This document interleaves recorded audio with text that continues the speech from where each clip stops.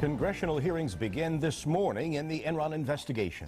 Enron's fired Arthur Andersen auditor David Duncan will take the Fifth Amendment today. Members want to question him about his role in the destruction of financial documents. Ken Lay has quit as Enron's chairman and CEO, but he will remain on the board. Lay says he and the Enron board reached that decision together last night. So how are the market watchers taking the word of Lay's resignation? Fox 26's Todd Duplantis joins us live from downtown Houston with reaction. Todd. Good morning. In the midst of battle, Ken Lay surrenders his command at Enron, and industry insiders say this was the only chance of the troubled company taking a chance at reversing a doomed fate. And we will be hoping for a lot of home runs. About 20% growth in major programs underway to help the homeless. Word of Enron chief Ken Lay's resignation may have surprised many current and former employees, but business analysts were not shocked with the decision. One claims it's the company's only chance for survival. In order to get that turned around and a company back on the track to profitability at some point, you've got to have a leader that people can trust. Not this morning. And Ken Lay wasn't that man.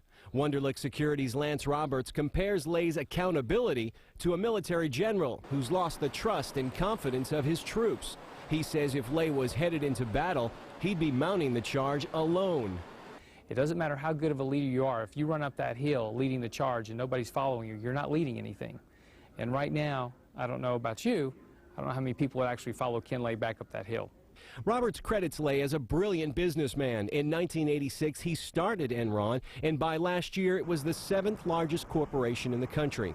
But Roberts says in the end, Lay's ambition turned against him. He says Enron's brass began taking risks that eventually took them down. And of course, next half hour, we'll talk to a former Enron employee and he has to say in his reaction to Ken Lay's resignation. Reporting live from downtown Houston, I'm Todd Duplantis, working for you. So how does Ken Lay's resignation and Enron's dealings affect the economy?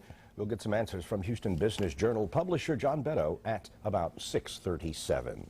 Arthur Andersen has been named in yet another lawsuit, but this one is the first to allege violations of the RICO Act, a law that was used in years past to snuff out mob activity. Reporter Ned Hibbard has details. The lawsuit was filed on behalf of more than 100 people who participated in Enron's savings plan. Attorneys are seeking class action status for as many as 21,000 plaintiffs, all of them Enron employees whose retirement accounts lost an estimated $1.3 billion when the company's stock tanked. Named as defendants are Arthur Andersen, its Enron auditor David Duncan, and other Enron executives, including Ken Lay. Seattle attorney Steve Berman accuses them of conspiring to hide Enron's true worth by withholding crucial information. They used the conspiracy to defraud or harm the employee benefit plan, and that's a crime according to the United States Code. The lawyer says employees who accepted stock options also qualify as plaintiffs, since, in his view, Enron should have known the actual value of its stocks. They were lying to employees. They were actually encouraging employees to take compensation in the form of stock, which they knew was worthless. But the suit does not target Enron itself, because there's little hope of recovering money from a company that's bankrupt. Instead, it goes after Arthur Andersen, whose accountants were supposed to ensure that the books were not cooked. The auditors down in Houston and perhaps in Chicago said, okay, we'll give it our seal of approval. Berman claims Enron was a wolf in sheep's clothing, masquerading as a utilities company, a traditionally safe haven for employees' retirement dollars. And they still figure, well, my investment's safe because I'm working for utility. What they didn't know they were working for was basically a Las Vegas gambling operation. Working for you, Ned Hibbard, Fox 26 News.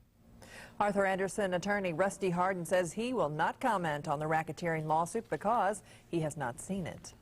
Well, as Enron CEO steps down, New York activist Reverend Al Sharpton steps up in defense of the company's former employees. Sharpton and local church leaders are planning a downtown hall meeting to address concerns from those laid off. He says he wants to take those issues to Washington. Sharpton says Ken Lay's resignation yesterday only escalates the situation. Our hope is that we will not stop at resignations without dealing with some form of restitution to those that have been hurt. The town hall meeting will be held January 31st at the Community of Faith Baptist Church at 7 p.m. For information, you can call 713-688-2900. Civil rights activist Reverend Jesse Jackson plans a visit to Houston to help laid-off Enron employees. He's holding a church rally at Antioch Missionary Baptist Church tomorrow afternoon. The church is across the street from Enron's headquarters downtown in the 500 block of Clay. The event is scheduled to start at noon.